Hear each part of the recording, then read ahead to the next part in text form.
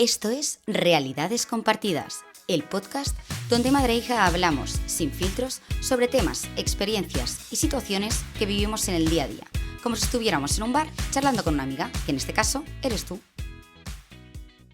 Bienvenidos, bienvenidas a una nueva conversación con nosotras y hoy vamos a hablar de un tema muy importante, creemos, porque últimamente estamos escuchando en todas las conversaciones que tenemos con amigos, con familiares, un tema que preocupa a todos, que es el sueño. Tenemos aquí a un especialista que lleva más de 20 años estudiando el sueño, ¿verdad, Javier? Bueno, pues aquí tenemos a Javier Álvarez. Un placer estar aquí con vosotras. ¿Por qué dirías que es tan importante el tema del sueño a la altura de la alimentación, el ejercicio, la salud emocional? Correcto, es el cuarto pilar, ¿no? Es el cuarto pilar o el primero, porque claro, no hay buena salud nutricional sin un buen sueño, no hay posibilidad de buena actividad física y de recuperación de la actividad física sin un buen descanso. Los deportistas que duermen mal se lesionan más del doble que los que duermen las horas que necesitan. Las personas que duermen mal, la nutrición, por muy bien que intenten llevarla, van a tener problemas más fácilmente de sobrepeso, de resistencia a la insulina, problemas metabólicos. La salud mental, ¿qué decir de la salud mental y el sueño? Es decir, en una sociedad en la que tenemos cada vez más trastornos de ansiedad, trastornos del estado de ánimo, sabemos que dormir poco y mal los facilita. Por lo tanto, la relación es totalmente transversal con todos los demás pilares de la salud. No hay posible buena salud si no dormimos la cantidad, calidad y continuidad del sueño que necesitamos. Por lo tanto, es fundamental. Repercute en nuestra salud cardiovascular, en nuestra salud metabólica, como os decía, en el riesgo de enfermedades neurodegenerativas. Dormir es limpiar nuestro cuerpo, es limpiar las toxinas que acumulamos durante el día. Dormir nos da plenas capacidades cognitivas, mentales, de memoria, de atención. Es fundamental para el rendimiento del trabajo, para el rendimiento en los estudios, en las escuelas. Por lo tanto, ¿en qué no influye más el sueño? Es decir, influye en todos los aspectos de nuestra vida. ¿Qué ha pasado? Que durante más de un siglo nos han contado que dormir era perder el tiempo. Yo duermo 5 horas y estoy fantásticamente bien. No tengo ningún tipo de problema. Y eso es una auténtica barbaridad. Me va a llevar un conductor a algún sitio y me dice que ha dormido 5 horas y me bajo del vehículo. Si me van a operar un cirujano y me dice que ha dormido 5 horas, me salgo del quirófano, porque sé que la posibilidad de que exista un error es tremenda. Por lo tanto, nos hemos creído que aquello de que dormir era perder el tiempo era verdad y ahora estamos dándole la vuelta. Hasta tal punto que algunas personas dicen, ahora lo del sueño está de moda, ¿no? Bueno, no es que esté de moda, es que lo del sueño lo que existía era una auténtica ignorancia y desconocimiento sobre la importancia de este, a nivel social y a nivel médico. Y yo creo que ahora lo que se está poniendo es el sueño en el valor que realmente merece y los datos lo dicen, ¿no? Ahora que has dicho esto de las 5 horas que has mencionado, ¿cuántas horas serían las aconsejables para dormir? Y luego, o sea, igual yo te digo, yo he dormido 5 horas y he descansado muy bien, o duermo 8 horas y puedo dormir fatal. El sueño reparador, ¿tú qué opinas y qué aconsejas? Realmente lo que importa en el sueño no es solo la cantidad, sino que también es la calidad, es decir, que tengamos el suficiente sueño profundo, que tengamos el suficiente sueño REM. El sueño profundo es en el que se producen los procesos de limpieza y reparación y de crecimiento, y el sueño REM es el que nos da equilibrio emocional. Que tengamos las proporciones correctas de cada sueño es fundamental, por lo tanto, no solo la cantidad. Y luego la continuidad del sueño. Un sueño que está más fraccionado, con más despertares, aunque al final sean un número de horas suficientes, seguramente no sea tan reparador. ¿Cuál es la mejor estrategia para saber si estoy durmiendo bien? Los dispositivos que tan de moda están hoy en día. Hombre, eso está bien sobre todo para motivarnos si dormimos poco, para intentar conseguir más horas de sueño. Pero no son muy precisos, sobre todo para diagnóstico médico. La mejor forma es, una vez más, en vez de mirar hacia afuera, mirar hacia adentro. Claro. Es decir, ¿qué me dice si estoy durmiendo bien? ¿Cómo me encuentro? ¿Me levanto con energía por la mañana? ¿Me levanto fresco? ¿Me levanto con la mente despejada, con capacidad de atención, de concentración, de buen humor, con motivación, con ganas de hacer cosas? Uy, la cosa pinta bastante bien. ¿Me despierto por la mañana con sensación de me quedaría en la cama 2 horas más? No me apetece hacer nada de lo que tengo por delante, me falta energía durante el día, noto problemas de concentración, de atención, del estado de ánimo, noto problemas en la relación con otras personas, de empatía. Ojo, seguramente tenga algo que ver con el sueño. Por lo tanto, yo lo que animo a la gente es más a mirar hacia adentro cómo me encuentro. Y evidentemente, esto que os voy a explicar suena un poco utópico, ¿no? Pero la mejor forma de despertarse correctamente es sin despertador. Claro. ¿Por qué nos ponemos un despertador para dormir? porque nos falta tiempo en el día. En las 24 horas del día nos falta tiempo, y como nos falta tiempo, se la quitamos aquella función o actividad que nos han dicho que era perder el tiempo, que es dormir. No se la quitamos a trabajar, o al tiempo de pantallas, o al tiempo perdido en tantas cosas que hacemos, ¿no? Se la quitamos a dormir, que es una función fundamental para nuestro organismo. Entonces, nos deberíamos despertar, ¿cómo? De forma natural, sin un despertador, con la sensación de ya he dormido todo lo que necesito. Y eso no pasa casi nunca. Puede sonar utópico, la mayoría de la gente se pone un despertador para empezar durante el día. ¿Y quién se la pone para comer? Un despertador. ¿Quién se pone un despertador para que a mitad de la comida suene ese despertador y diga, ya no comas más? No, es que tengo hambre, no estoy saciado. No, no comas más.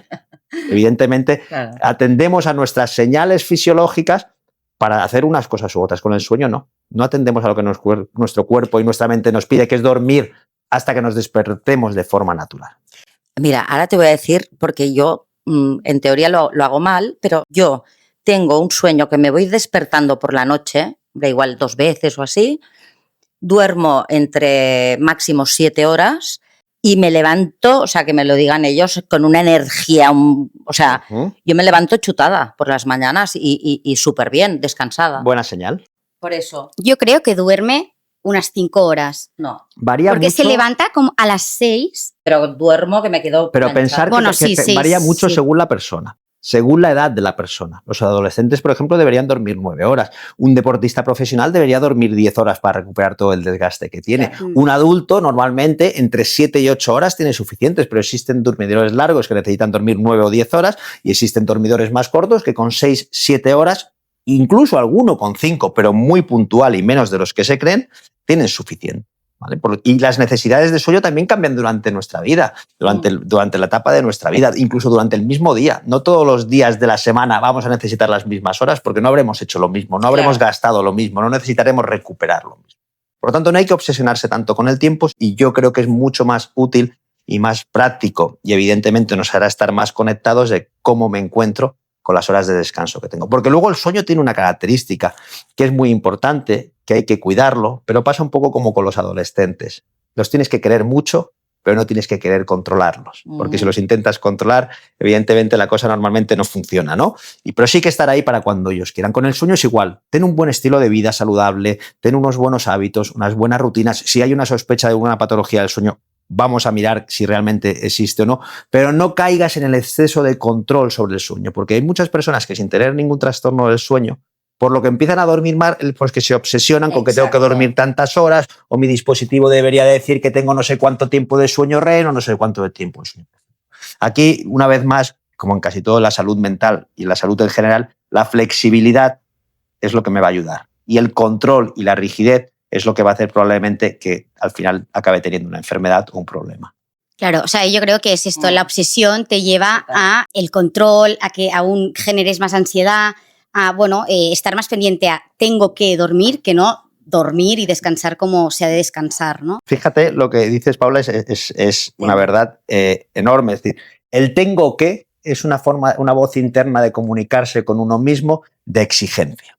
Y una de las múltiples causas que puede provocar un insomnio es la autoexigencia excesiva y el control excesivo. Las personas que son más autoexigentes y cuyo diálogo es el tengo que, podremos entrar en por qué viene esto, ¿no? Es un largo debate, ¿no? Y evidentemente sí que vivimos en una sociedad en la que vivimos muy cara al exterior, queremos gustar, queremos ser amados, queremos ser vistos, y eso nos pasa desde pequeñitos, y esas conductas se van manejando que como así que sí que gusto, así me premian y de la otra forma me castigo, vivo cara al exterior, y al final nos hacemos adultos sin saber realmente qué es lo que necesito, porque se nos olvida mirar hacia adentro, ¿no? Entonces ese diálogo de tengo que, de exigencia al sueño, yo lo intento decir a mis pacientes, ¿dónde lo has visto eso? ¿Dónde has firmado ese contrato de que tienes que dormir no sé cuántas horas? ¿Te gustaría? Vale, te gustaría, fantástico, y vamos a intentar que sea así, pero tenemos que salir del diálogo interno del tengo que, de la exigencia, sino más allá el de la observación, el de la aceptación. En el sueño es fundamental, como en toda la vida, la aceptación. Las cosas no son como me gustaría. Lo siento, quien todavía piense que las cosas son como nos gustarían, siento darle esa mala noticia, las cosas son como son. Y nos toca muchas veces aceptarlas, porque resistirse es persistir en el problema. Aceptarlas es empezar a transformar. Entonces, cuando una persona tiene insomnio y está durmiendo mal, nosotros intentamos decir, bueno, pues tu noche vamos a entenderla como un periodo de descanso, no como un periodo de sueño. Vamos a intentar que al final sea un periodo de sueño porque el sueño es lo más reparador que existe, pero vamos a entenderla como un periodo de descanso. Si no puedes dormir, vamos a aceptar que por lo menos lo que sí que puedes hacer, y esto está mucho más en tu mano, vas a descansar. No vas a trabajar, no vas a ponerte con labores domésticas, no vas a ponerte con labores familiares, no vas a ponerte con una pantalla, no vas a ponerte a comer, vas a seguir descansando, vas a decirle a tu cuerpo y a tu mente que es momento de seguir descansando. Porque eso también regenera, también recupera el estar en paz y el estar en calma, aunque no sea tanto como el sueño. Sin embargo, si el tiempo que no puedo dormir es resistencia, tengo que, debería, miro la hora, entro en un bucle, que lo que perpetúa ya mi insomnio no es el problema que lo desencadenó, es mi propia actitud sobre el insomnio. Claro, yo esto es lo que he visto, que tengo varias personas a mi alrededor que están en el tengo que, están obsesionadas, ay, hoy no voy a dormir, hoy ya veo que no sé qué. Digo, a ver, o sea, dormir es una cosa natural, no te obsesiones, porque realmente te das cuenta de que es su diálogo, ¿no? Que están y tal, y miran y no sé cuántos y se levantan cansados, claro, normal.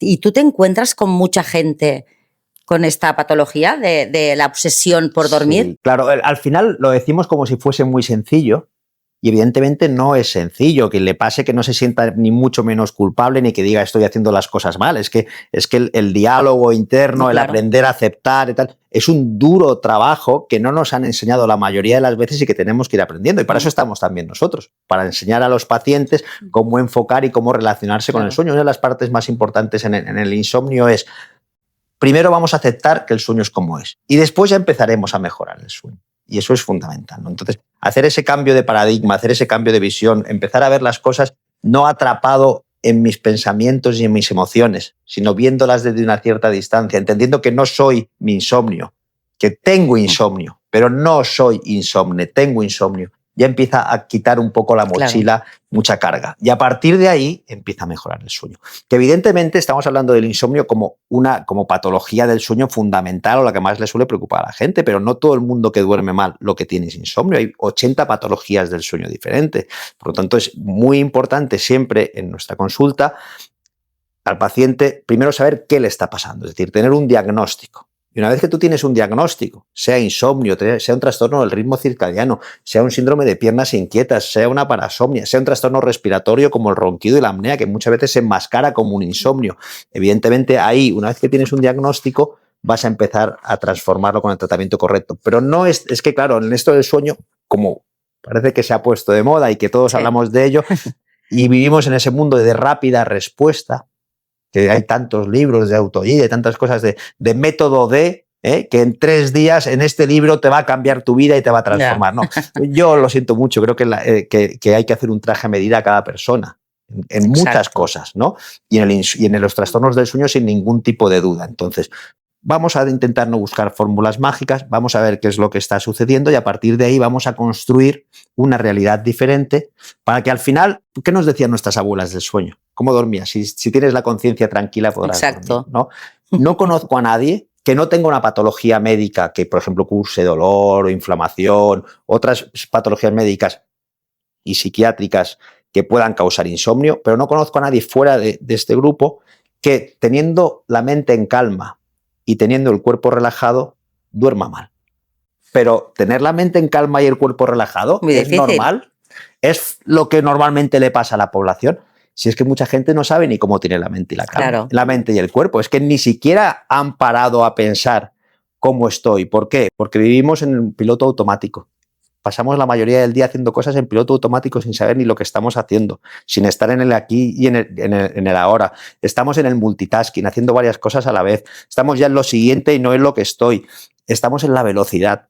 Claro, eso genera en nuestro sistema nervioso una hiperactivación, una desregulación emocional que al final, ¿cómo quieres dormir? Hijo mío, ¿cómo quieres dormir en esas circunstancias? Es decir, nadie va a ir al médico diciendo...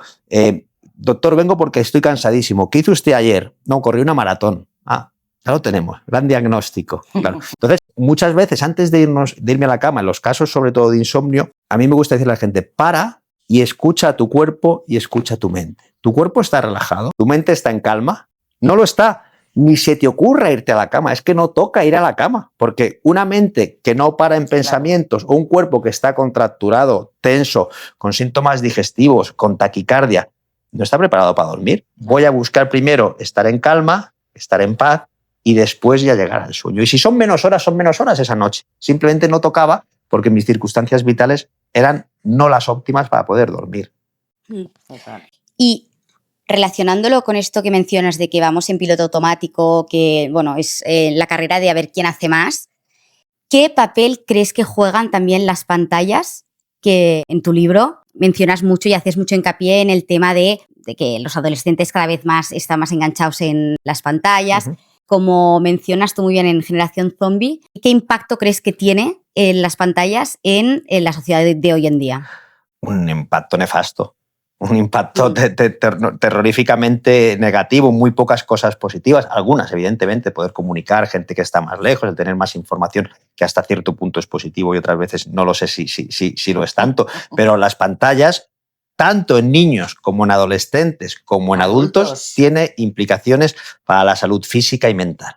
Implicaciones en todos los aspectos. O sea, simplemente el uso excesivo de pantallas, que es muchísimo más alto del que deberíamos, tiene implicaciones. Pero es que los niños y adolescentes que están en periodo de neurodesarrollo, de formación de su sistema nervioso, las pantallas tienen una implicación muy, muy, muy alta, porque frena el neurodesarrollo, limita las capacidades de aprendizaje, de atención, hackean la atención de una forma terrorífica, bloquean el desarrollo del lenguaje. Un adolescente que crece con un exceso de pantallas tiene un lenguaje muchísimo más pobre. Evidentemente, además, hiperexcitan. Las pantallas en una persona joven y también adulto provocan en el sistema nervioso una hiperalerta, una hiperactivación similar a la que provoca el estrés. Las pantallas provocan estrés en nuestro sistema nervioso.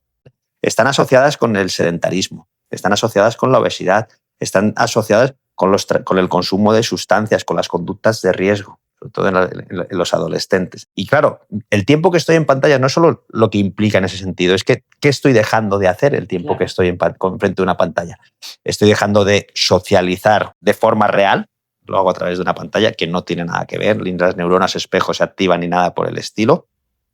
Estoy dejando, en los casos de los niños, de jugar al juego analógico, ¿vale? De interactuar, de aburrirme, de explorar el mundo exterior. Estoy dejando de tener tiempo en familia de calidad, fundamental, en el que te escuchen, te ven, seas visto, sepas sus necesidades. Estoy dejando muchas veces, la gran mayoría, uno de los grandes ladrones del sueño hoy en día es el uso excesivo de pantallas. Igual que cuando le preguntan a la gente de las tecnológicas que cuál es uno de sus enemigos, ellos dicen que el sueño. Entonces, lógicamente, sabemos que las pantallas, por ejemplo, antes de los 6 años no se deberían utilizar. O sea, los niños menores de 6 años deben tener 0 pantallas. Y pantallas incluye televisión. 0. Claro. Que a partir de los 6 años y hasta los 12, el uso debería ser entre media hora y 1 hora.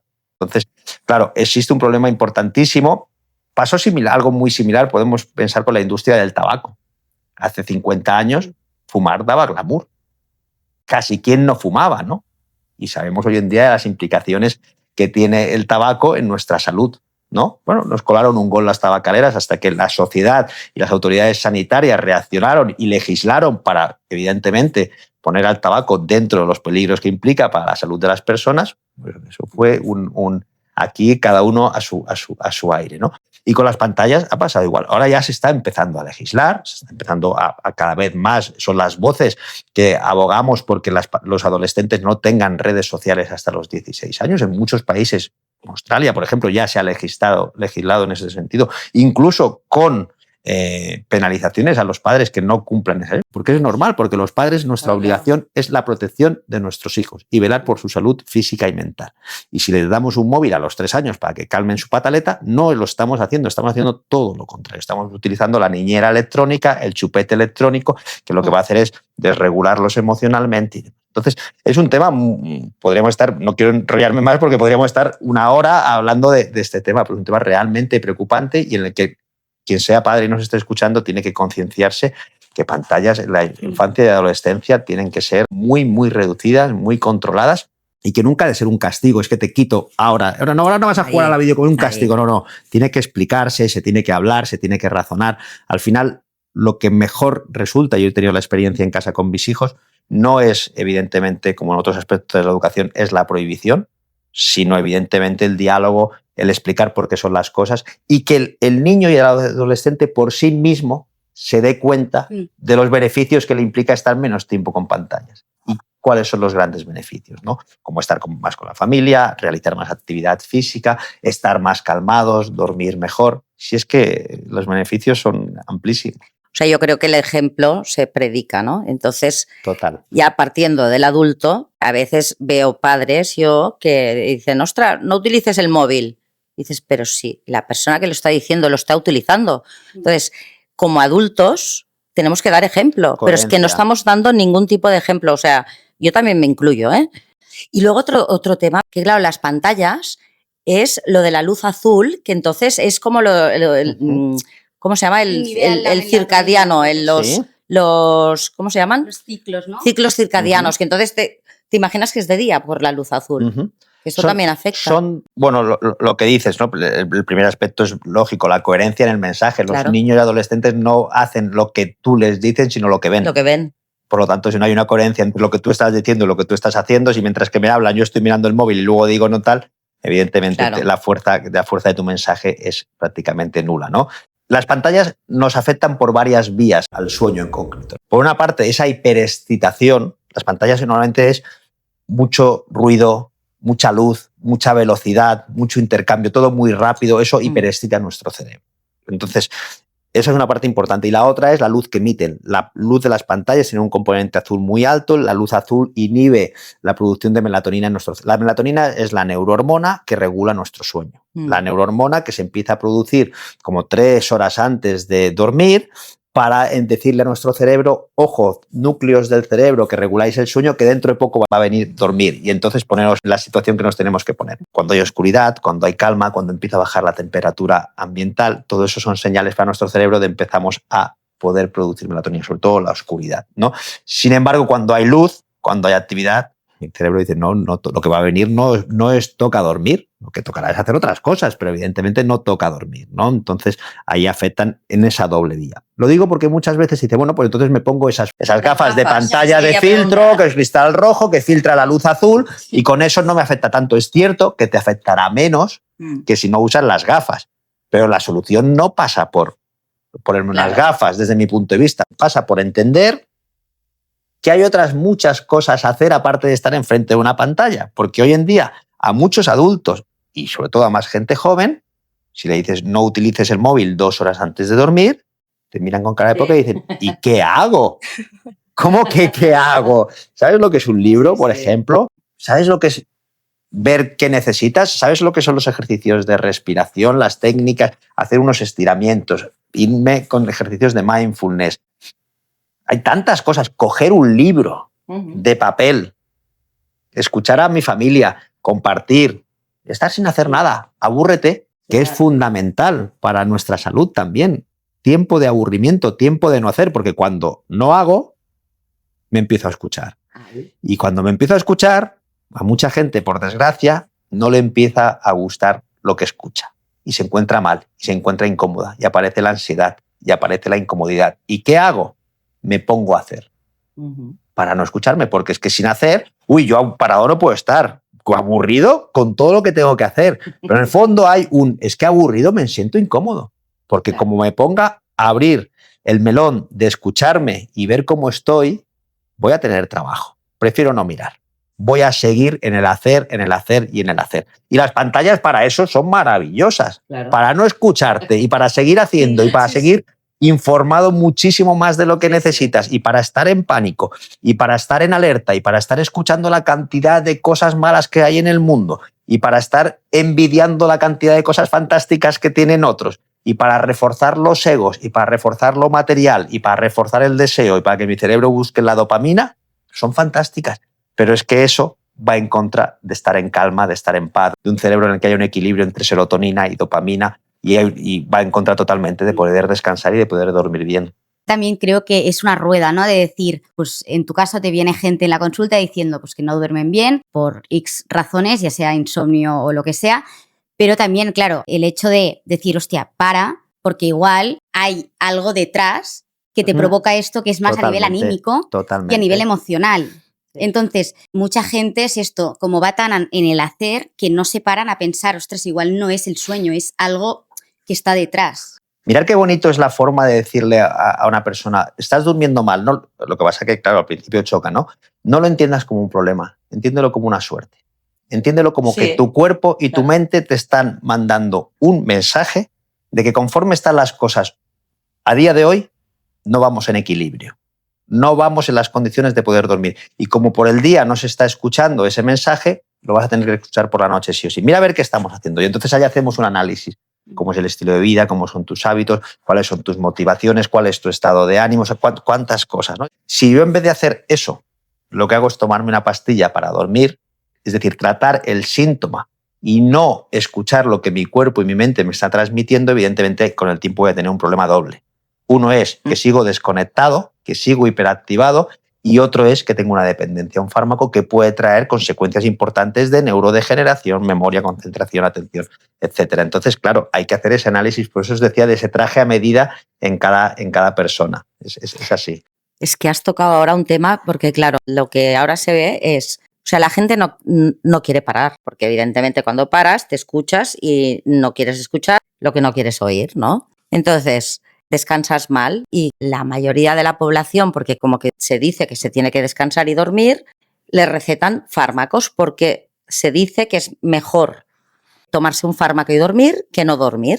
¿Qué opinas? Es que depende de cada persona. Nosotros, evidentemente, tenemos pacientes con los que utilizamos los fármacos para dormir, porque evidentemente es cierto que a veces es mejor dormir, aunque sea con un fármaco, que las consecuencias de no dormir, dependiendo de la gravedad del insomnio. Claro. Pero siempre, antes de llegar al fármaco, tienes que haber analizado lo que decimos, cuál es la situación personal, estilo de vida, hábitos del sueño, comorbilidades, es decir, que realmente sea un problema de insomnio y no haya otra cosa detrás, como os decía antes, una apnea, un ronquido, un síndrome de piernas inquietas, un trastorno del ritmo circadiano, que no todo lo que es dormir mal por la noche es insomnio, que realmente no haya un trastorno del estado de ánimo, un trastorno médico, hay muchos aspectos. Y luego fármacos hay muy diferentes para el insomnio. Los que más se utilizan, las benzodiazepinas, hipnóticos ansiolíticos o los hipnóticos Z, para que nos entiendan, orfidales, diazepanes y todos estos fármacos, ¿no? Tranquimacin, etc.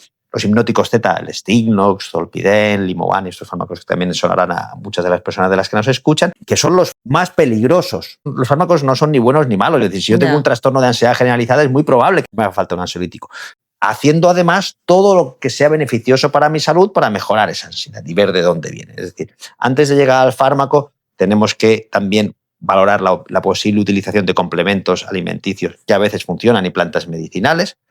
Tenemos que, sin ningún tipo de duda, siempre que haya la posibilidad, y debería existir siempre la opción de hacer psicoterapia, porque la terapia cognitivo-conductual o la terapia humanista en insomnio muchas veces ayuda mucho, evidentemente, y entonces utilizar todas las herramientas posibles para que ese paciente, con lo mínimo de fármaco, si es que necesita alguno, pueda dormir mejor. Hay que individualizar. Pero claro, cualquier persona que lleve más de 15 días, un mes, y nos estarán escuchando personas que llevarán años sí, con una benzodiazepina, vamos a ver qué otras herramientas podemos utilizar, porque aquí existe un doble problema ahora mismo. La dependencia a ese fármaco con el riesgo de neurodegeneración. Afectan al sistema linfático. El sistema linfático es el sistema de linfa de nuestro cerebro. Es decir, el sistema que limpia las toxinas que se acumulan en nuestro cerebro. La limpieza de las toxinas de nuestro cerebro hace que esté sano. Si se acumulan, facilitan la neurodegeneración. ¿Vale? Entonces, estos fármacos, las benzodiazepinas, igual que el dormir poco, estos fármacos hacen que ese sistema linfático que tiene una pulsación para limpiar esas toxinas no tenga esa pulsación y se pare. O sea, que te produce como una inflamación. O es un no drenaje, una no eliminación de las toxinas, que también lo produce no dormir. Por eso os digo que hay que buscar en un equilibrio a ver qué, y eso solamente lo puedes hacer con una experiencia clínica, creo, de muchos años viendo pacientes, de valorar realmente qué es lo mejor. Es decir, al final, lo óptimo a lo mejor no lo vas a conseguir. El deseo de no, yo vengo a la consulta porque quiero dormir sin fármacos. Claro. Y llevo 30 años durmiendo fármacos y vale, vamos a poner todas esas herramientas que estamos hablando hoy en día, como si tenemos que utilizar otras más, incluso a veces hasta la espiritualidad es muy importante para poder dormir, ¿vale? Pero vamos a ver, esto no es blanco-negro, esto no es llevo 30 años tomándome un fármaco, yo la mañana quiero no tomármelo. Claro. Es un proceso, y es un proceso de aprendizaje, y es un proceso de cambio, y cuando el cambio puede ser tan profundo como un cambio de prioridades en la vida, pues muchas veces necesita un proceso. El entrenamiento de nuestro cerebro y de nuestro cuerpo y de nuestra salud mental lo tenemos que entender igual que la actividad física. Nadie va al gimnasio, tiene un entrenador personal un mes y dice, uy, qué tableta se me ha puesto, ¿no? Pero dentro de 3 años quiero seguir teniendo la misma tableta, claro, sin haber vuelto al gimnasio y tomándome 3 cervezas al día. No, ya te puedo asegurar que no la vas a tener. El cuidado de nuestra salud mental, porque hablo de salud mental porque es básico tener un equilibrio mental para poder dormir bien, porque nuestro cerebro es el mismo de día y de noche, y si mi cerebro está hiperactivado de día, va normalmente a dormir mal. En ese equilibrio de salud mental es fundamental que hagamos ese entrenamiento diario, es decir, en el día a día, buscar momentos de calma, buscar momentos de no hacer, como os decía antes, el mindfulness, la meditación, es muy importante para bajar las revoluciones, no solo antes de dormir. Tener un día mucho más calmado es muy, muy importante. Pero claro, ese día más calmado a veces, pues, coincide con problemas familiares importantísimos, problemas económicos importantísimos, problemas sociales, familiares, problemas de valores también, de egos, lo que decíamos antes, de mirar mucho a cómo puedo estar cara al exterior y muy poco a qué es lo que necesito en realidad. Eso es algo que a lo mejor a Paula le puede costar un poco más, pero nosotros lo tenemos más claro porque claro, tenemos una edad y ves que al final lo que te da la paz, la tranquilidad Totalmente. Y la satisfacción en la vida es voy a mirar realmente qué es lo que necesito. Porque si yo estoy bien, voy a hacer que los demás estén bien. No por estar gustando a los demás, voy a hacer que los demás estén bien. Voy a ser esclavo y además voy a generar expectativas y voy a generar relaciones que no van a ser normalmente muy saludables. Estoy totalmente de acuerdo contigo. Es verdad que es algo que cuesta mucho y yo creo que aún más en nuestra generación, que es eso, que ya hemos nacido mucho en el hacer. Yo creo que igual cuando vosotros erais jóvenes no había tanta estimulación externa, no había tanta accesibilidad a todas las pantallas y a la comparación total. Y es eso, que yo creo que no ayuda en este aspecto de esto que genera pues más estrés, más ansiedad y bueno, es una rueda al final. Sí, bueno, y que al final la vida es un camino y es un aprendizaje y tú evidentemente pues cada uno esos aprendizajes los vas incorporando en cada momento. Antes hablábamos de la importancia del aprendizaje emocional, ¿no? Y de esas cosas, pues se puede aprender desde mucho más joven, pero desde luego esa velocidad, esa pantalla, eso que se ha creado hoy en día, ¿no? de esa imagen exterior, cuando sabes que muchas veces pues vemos en redes sociales gente, pues influencers y gente famosa que realmente detrás hay un vacío muy, muy importante y mucho problema de salud mental, ¿no? Entonces, bueno, yo creo que tenéis muchos recursos y sois una generación muy inteligente, que sabéis observar y entonces solo con que salgáis un poquito de esa velocidad y de ese que quieren los demás y que necesito, quizá tengáis más medios para aprenderlo antes de lo que lo tuvimos nosotros, sí. ¿no? Sí. Sí, esto es verdad, porque siempre dice, bueno, o vosotros lo teníais más fácil, y nosotros lo tenemos más complicado y tal. No, yo no digo más fácil, ¿eh? O sea, por ejemplo, ahora con todo el tema de las redes sociales, hablando de este tema, sí que es complicado, pero también tienen muchísimos más recursos porque antes el tema que tú decías del mindfulness, yogas, meditaciones, no estaba tan al alcance. En cambio ahora, aparte, se ha puesto de moda, gracias a Dios, y esto os ayuda muchísimo. Lo que falta es que se ponga en práctica. Yo quería tratar el tema de los ronquidos, apneas y demás sonidos. Antes de entrar en este tema, perdón, que yo tengo una pregunta muy rápida. Ahora se habla mucho del hecho de no dormir con dispositivos electrónicos cerca, apagar el wifi, bueno, todo el tema de, pues, a nivel neuronal, no sé si tiene algún efecto o no, supongo que sí. Y desde que empecé a escucharlo, lo que hago es coger el móvil, lo dejo, o sea, no en la mesita de noche, sino pues dentro de la habitación, pero modo avión, conectado a cargar, pero bueno, más lejos. ¿Por qué sigue dentro de la habitación? No sé, es para mirarlo. Adicción. Es así, no, ¿sabes, es así. ¿Sabes por qué también? Ahora te lo voy a decir. Que es verdad que tú has mencionado el tema de despertarte por ti solo y tal, pero es que yo no tengo la capacidad y si no, igual me despertaría. Te voy a dar una noticia. Existen despertadores analógicos sin necesidad, sin necesidad de que sea el móvil. Regalo de Navidad. Claro, tenemos el regalo. Tengo regalo. Tenemos el regalo de Navidad. Es decir, si al final todos nos justificamos las conductas para quedarnos más tranquilos y es cierto y sí que lo usas como despertador, pero no hace falta. Es decir, cuantos más aparatos, contestando a tu pregunta, cuantos más aparatos electrónicos hay en una habitación, peor es el sueño.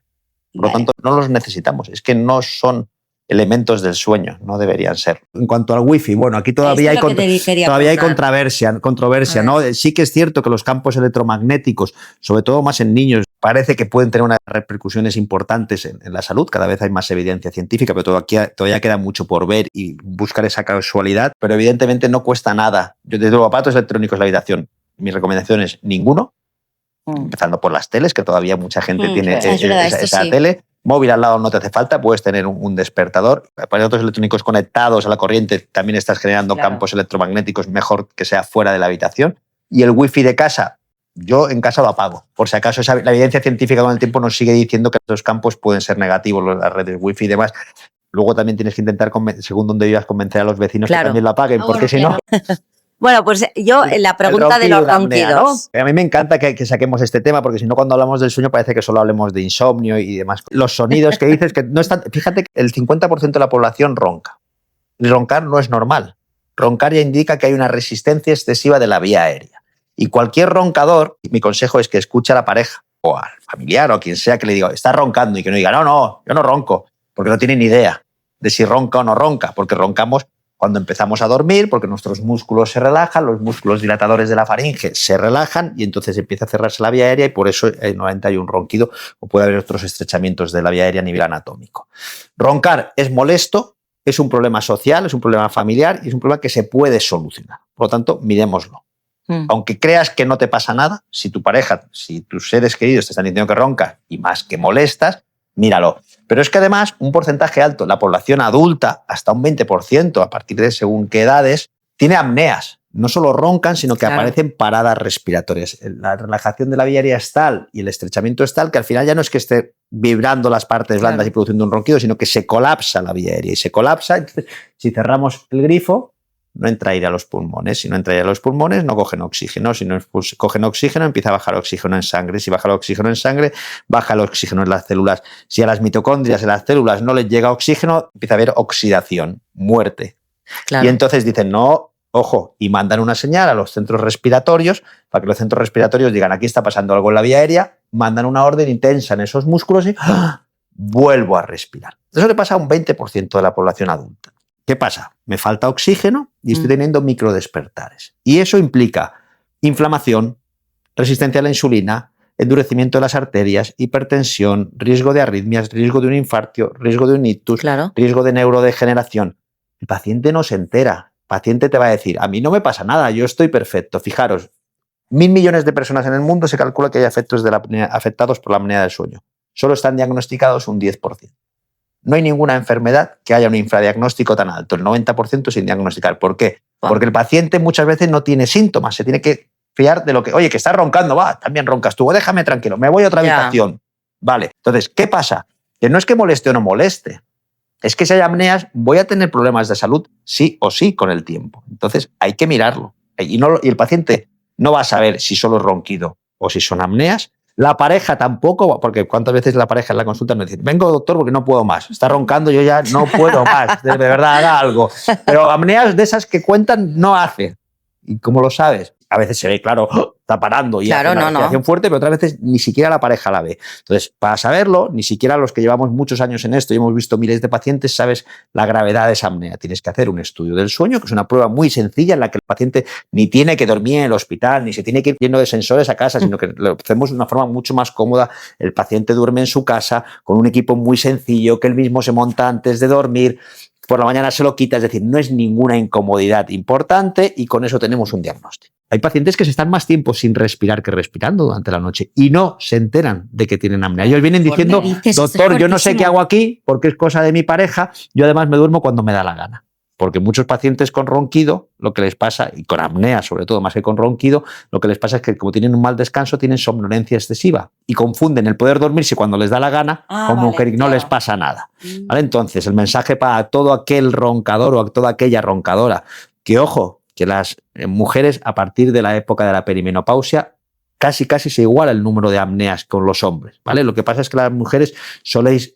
Ni siquiera os decimos que ronca. Yo le digo a mis pacientes que respiran fuerte. No me atrevo a decirle a una señora si ronca. Le digo, usted respira fuerte, respira fuerte, que es un poquito más polite, ¿no? Entonces, hay que mirarlo. Hay que hacer ese estudio del sueño, que no es nada incómodo, y ya decidirás el tratamiento según lo que encuentres. Pero no hacerlo puede implicar que con el tiempo tenga un infarto y entonces el qué, o he tenido un ictus, o tengo una hipertensión, o he desarrollado una diabetes. Tantas cosas que son consecuencias de la apnea del sueño que serían previsibles. Ponerte una venda en los ojos y no querer ver qué está pasando con tu salud, que Sí, vivimos claro. muchos años. La población cada vez es más longeva, pero no solo es que vivir muchos años, es ensanchar esos años, Claro. vivirlos con Y calidad, con calidad de vida. sin Claro. ningún tipo de duda. Yo tengo una pregunta que a mí me pasa, y lo he hablado con amigas y también les pasa a ellas, que a veces te levantas como si fuera un espasmo porque te da la sensación que te estás cayendo de la cama o como un acto reflejo.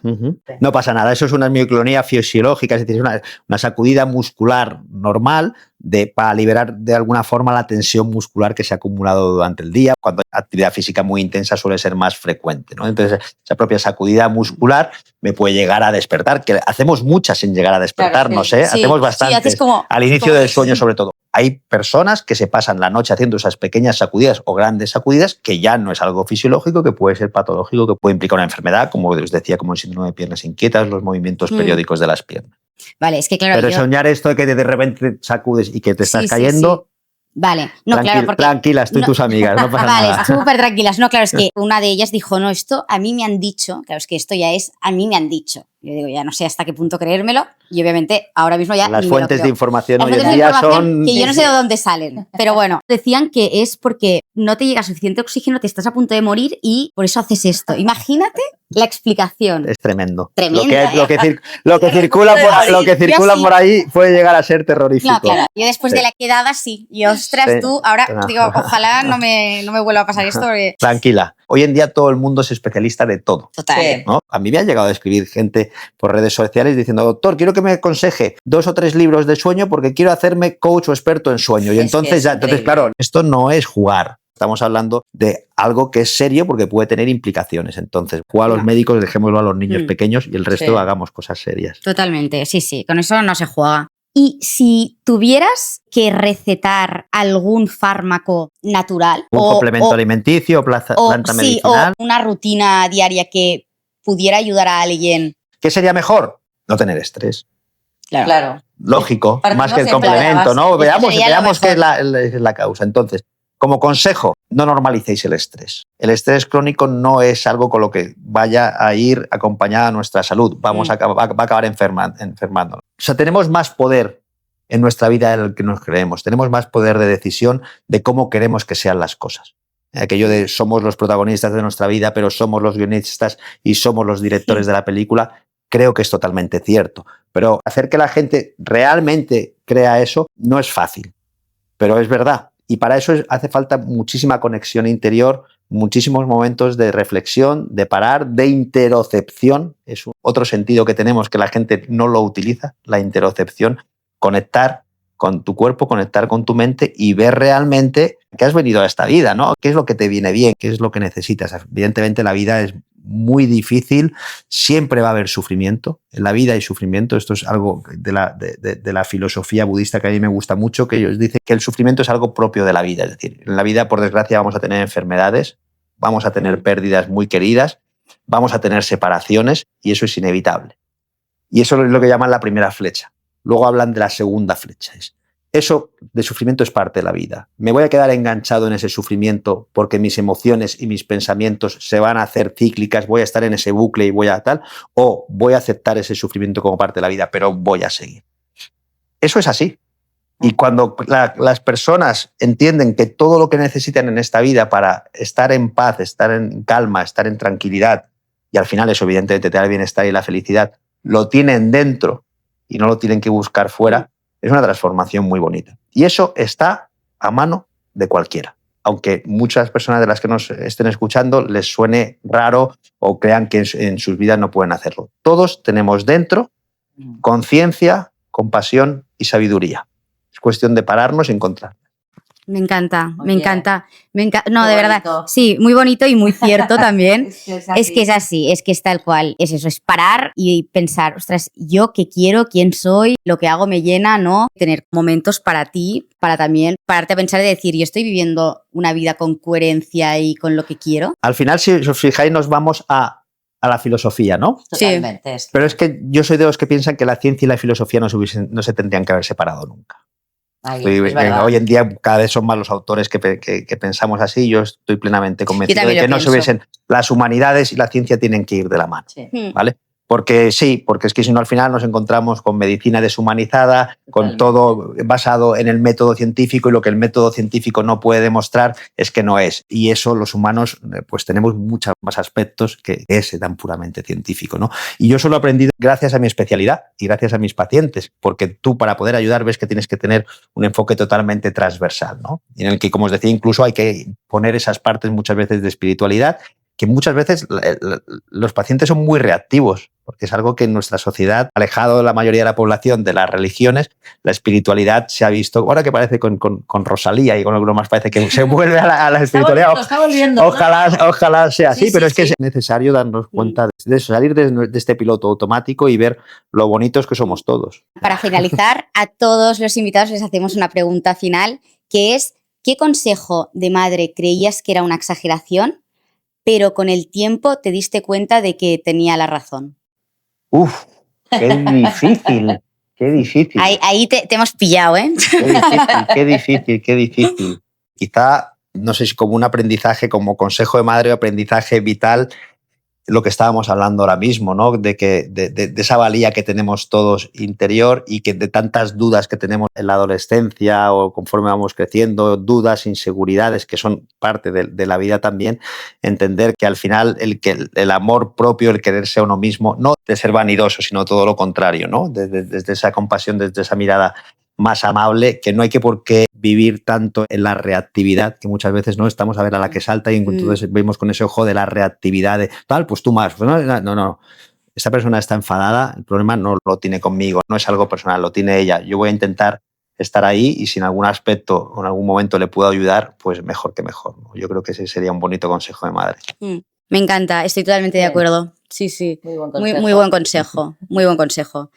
Oye, pues con este consejazo finalizamos el episodio y se nos olvidaba que Javier estará en unas charlas que hacen en Momentum, que son brutales y aún más teniendo a Javier que va a hablar de muchísimas cosas más relacionadas con el sueño. Así que os queremos ver a todos ahí. Será un placer veros en persona, que además a mí me encanta poder ver a la gente en persona, verles la cara, interactuar, que puedan preguntar y eso es muy bonito. Siempre lo más interesante de las charlas y de las conferencias es la interacción y las preguntas de la gente más de lo que tú puedas contar, que sin duda también yo creo que puede aportar beneficios para mucha gente. O sea que si queréis dormir bien o mejorar vuestro sueño, ya sabéis, tenéis que ir a ver a Javier, que ya habéis visto que domina del tema, bueno, más de 20 años, ¿no? Por desgracia o por suerte, casi 30. Casi 30 años intentando que la gente duerma mejor. Muchísimas gracias por venir, por dar voz también a este tema tan importante para nuestra salud. Gracias a vosotras, porque he estado muy a gusto, la verdad, han salido aquí intimidades. Yo creo que se ha creado un ambiente muy bonito para quien no lo pueda captar a través de las pantallas, que seguro que en parte sí, pero que quede muy claro que yo al menos he estado muy a gusto y feliz de haber estado aquí. Nosotras también, y quiero hacer una mención especial. O sea, yo estaba muy expectante, ¿no?, de a ver qué podíamos sacar aquí del sueño, pero es que he conocido a una persona muy humana, que me ha encantado, o sea, todo lo que has dicho. Y bueno, gracias. Suscribiros, darle a like, comentar y nos vemos el próximo martes con otra realidad que compartir. ¡Chao! Hasta luego.